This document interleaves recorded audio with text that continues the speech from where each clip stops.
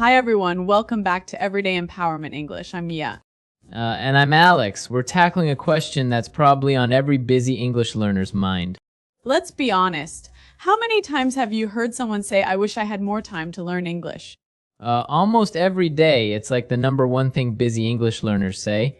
Time is always the enemy, right? Exactly, and we often see these promises, learn English in just 15 minutes a day. It sounds amazing, but is it really possible? It sounds almost too good to be true. I mean, 15 minutes is not very long. Can you really make any progress with such a short time? That's the big question for today. The answer might surprise you. We are uncovering the truth about 15-minute English learning. We'll look at the science, debunk some myths, and by the end, you'll know if 15 minutes can actually work for you. I love that, uncovering the truth. And are we going to show our listeners how to make the most of those 15 minutes? Even better, that's coming in part 2 in the next episode, where we'll give you a step-by-step plan to build your own 15-minute English routine. Are you ready to dive in? Let's get started. Okay, Alex, I'm still skeptical. 15 minutes. Seriously, it feels like trying to bake a cake in a microwave. Can such a short time actually teach me anything useful? Skepticism is good, Mia. But think about it this way, microlearning isn't about speed, it's about smart consistency. Think of it like flossing your teeth. 2 minutes a day, every day, makes a huge difference for your health, right? Flossing, okay, I see your point. Small habits, big impact over time. Exactly. Fluency does take time, but many learners have immediate goals like understanding English podcasts, chatting with friends online, or passing an exam. And for those goals, 15 minutes a day can be surprisingly effective. Okay, so you're wondering about the science behind this 15-minute idea. You want to know if there's real evidence that it actually works. But exactly, is it just wishful thinking, or is there something solid behind it? A good question. Research shows that shorter, focused study sessions can often be more effective than very long ones. It might sound surprising, but there is a reason for it. More effective? How does that work? It feels like studying longer should be better. That's what we often assume, but think about your memory. Our memory works best with something called spaced repetition. This is a technique where you review information at increasing intervals, and it's super effective for making things stick in your long-term memory.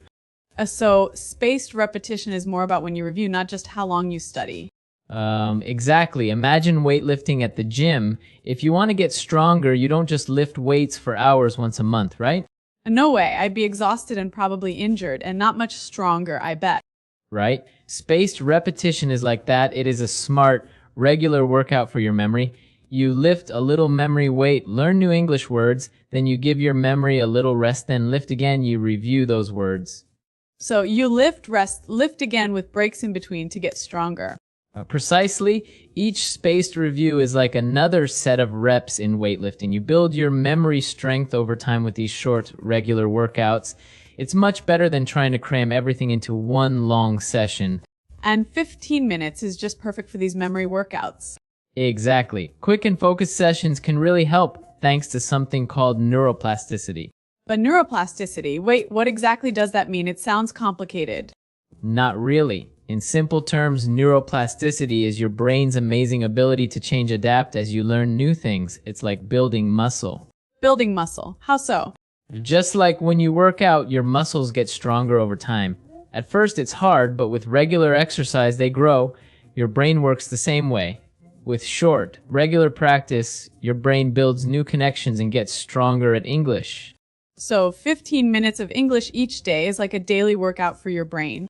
Exactly. Even a short focused session every day can lead to real changes in your brain. Consistent practice builds those learning muscles over time. Wow, that makes me feel like I really can do this. 15 minutes a day doesn't sound so impossible when you understand the science behind it. Precisely. Microlearning and spaced repetition are like smart training programs for your brain. 15 minutes a day is totally doable, just like fitting in a quick workout. Okay, I'm convinced that 15 minutes is worth trying. But what's the biggest mistake learners make when they try 15-minute learning? The number one mistake is trying to cram everything into one short session. Grammar, vocabulary, listening, and speaking all at once. That is too much for your brain to handle. That sounds like brain overload, and it must be exhausting. It really is.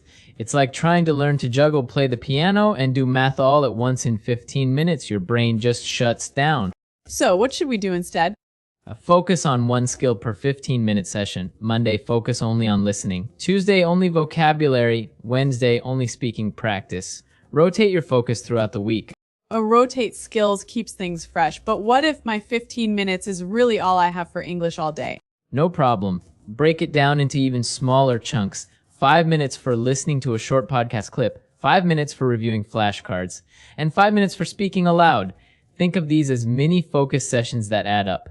But that makes sense. Small focus sessions can help you learn without overwhelming your brain. But I still hear people say you need to be naturally talented to learn a language. Does 15 minutes of study even matter if you're not gifted at languages? That's actually a really common myth. Language learning isn't about talent, it's about consistent effort and smart strategies. Remember neuroplasticity, your brain can rewire itself. 15 minutes a day shows that regular practice, not some magical talent, leads to progress. Really? So it's not about being gifted or something? Nope, it's way more about putting in consistent effort day by day.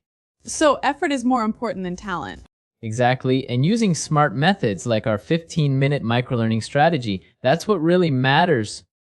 Okay, so consistent effort and smart study beats talent. Good to know. But what about the idea that you need to live in an English-speaking country? Is full immersion the only way? Does 15 minutes online really compare to living in London? Yes, this is another common myth that stops learners. Full immersion is helpful, but not essential and definitely not the only way. You do not have to live abroad to get really good at English. So living abroad isn't a must-do. That's a relief?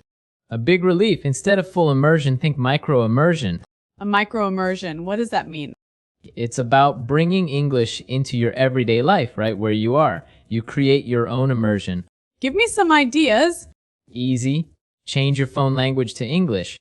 Listen to English podcasts while doing chores. Even 15 minutes of focused study is micro-immersion in a way. All those little moments add up. Okay, I get it. Small changes can have a big impact. And finally, I often hear you need to spend a fortune on English classes or tutors to improve. Is that true? Okay, let's tackle that myth, our third and final one. Spending tons of money on classes or tutors is not necessary. 15-minute learning shows that you can make fantastic progress even on a budget. You do not need expensive classes. Seriously, even without classes? Seriously, there are many amazing free resources out there, apps, websites, podcasts, you name it. And that's what's so great about 15 minutes a day with free resources. It's powerful, effective, and totally budget-friendly. So, we've covered a lot today. Lots of ideas and some important English words too. Let's do a quick vocabulary boost to review some of those key terms. Uncover means to find something that was hidden or not known about before. Example, in this episode, we uncover the truth about learning English in just 15 minutes a day. Skeptical means doubting that something is true or will happen, not easily convinced. Think of it as being in a state of doubt. Example, Mia was skeptical at first about whether 15 minutes of English study could really be effective. Microlearning means learning in small, short bursts or sessions. Example, microlearning, like studying English for 15 minutes a day, can be surprisingly powerful. Consistency means doing something regularly and without stopping, being steady and reliable. Example, consistency is key when it comes to language learning. Even 15 minutes every day is better than studying for hours once a month. Spaced repetition means a learning technique where you review information at increasing intervals to help you remember it better. Example, spaced repetition takes advantage of how our memory works to make learning more efficient. Neuroplasticity means the brain's ability to reorganize itself by forming new neural connections throughout life. In simpler terms, how your brain changes as you learn. Example, but neuroplasticity shows us that our brains are designed to learn and adapt even in short 15-minute sessions. Immersion means being surrounded by a language so that you are learning it naturally, like being drowned in the language. For example, full immersion in an English-speaking country is helpful, but not necessary to learn English well. Debunk means to prove that something is not true, especially a widely held belief or myth. Example, in this episode, we debunk some common myths about learning English. Myth means an idea that many people believe, but it's actually not true. We busted some English learning myths. Example, the idea that you need to be talented at languages is a common myth. Wow, Alex, I'm convinced. 15 minutes can work, and it's more powerful than I thought. But now I need the plan. How do I actually do this? That's coming right up in part 2. In the next episode, we're giving you your step-by-step guide of exactly what to do in your 15 minutes, best free resources, and a routine that fits your life. If you're ready to build your 15-minute English routine, don't forget to subscribe and hit that notification bell so you don't miss it. And tell us in the comments what's one thing you'll focus on in your 15 minutes starting today. Or remember, progress, not perfection. Small steps every day lead to big changes. You can do this. Bye for now. See you next time.